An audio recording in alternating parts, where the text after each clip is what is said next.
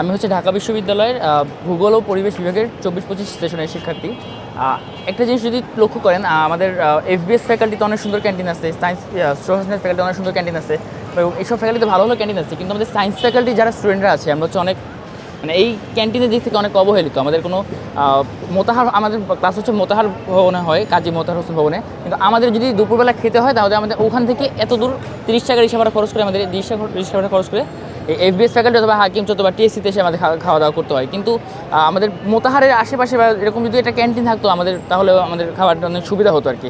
অনেকে আমাদের দুপুরবেলা না খেয়েও আমাদের সময় কাটাতে হয়, বিকাল পর্যন্ত ক্লাস থাকে। তো একটা ক্যান্টিন হলে আমাদের জন্য খুবই একটা সুবিধা হতো, উপকার হতো আমাদের। ধন্যবাদ। তো আপনারা মনে হয় বুঝতে পারছেন যে আমরা কেন ওর কথাগুলো বলতেছি, কারণ যে ভিকটিম সে আসলে বলতে পারবে যে তার সাফারিংটা কতটুকু। তো সেই জন্য আসলে ওর কাছেই ধরছি যে আপনারা ওর কাছ থেকেই শোনেন। আমরা এর আগেও মোতাহার হোসেনকে ওখানে যেন একটা ক্যান্টিন হয় সেটার জন্য শিক্ষার্থীরা অনেকবার বলেছে, আসলে এখন পর্যন্ত বিশ্ববিদ্যালয় প্রশাসন এটা দেয় নাই। সো আমরা জাস্ট ওকে এটা এই জন্য নিয়ে আসলাম যে ভাই, বিশ্ববিদ্যালয় প্রশাসনকে আমরা এটুকু জানাতে চাই, ডাকসুতে আমি হই বা না হই, আমরা হই বা না হই, কিন্তু মোতাহার হোসেনের একটা ক্যান্টিন দিতেই হবে।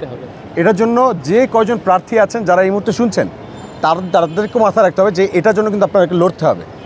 ডাকসুতে জেতার সাথে সাথেই এটা নিয়ে কথা বলতে হবে। জি, এখন আমি কি ঠিক পর্যায়ে আছি? অবশ্যই। আর সবাই তো হচ্ছে ভোট চায়, কিন্তু ভোট জিতার পরে এসে কাজটা করতেছি কিনা এটা অবশ্যই আমাদের দেখার বিষয়, অবশ্যই দেখার বিষয়। কারণ আমি যাকে ভোট দিচ্ছি সে আমাদের জন্য কাজটা করতেছে কিনা, যদি না করে তাহলে তো আমাদের ভোটটা দিয়ে কোনো লাভ হবে না। সো প্রতিশ্রুতি দিতে হবে যে না, আপনাদের এই সুবিধাটা আমরা দিচ্ছি আপনাকে, এটাই আর কি। ভাই আমি তো প্রতিশ্রুতি দিব না, আমার কোনো ইশতেহার নাই, আগেই বলছি। জি জি, অবশ্যই। So, যেটা পারবো তোমার জন্য সর্বোচ্চ লড়াই করতে পারবো, জি, যতক্ষণ জানা আছে ততক্ষণ পারবো। জি, মন থেকে লড়াই করে, এটা হচ্ছে আমাদের পাওয়া, যে আপনি এফোর্টস দিতেছেন, আমরা দেখতেছি, এটাই ভাই। চেষ্টা করবো। অবশ্যই, হ্যাঁ। Thank you.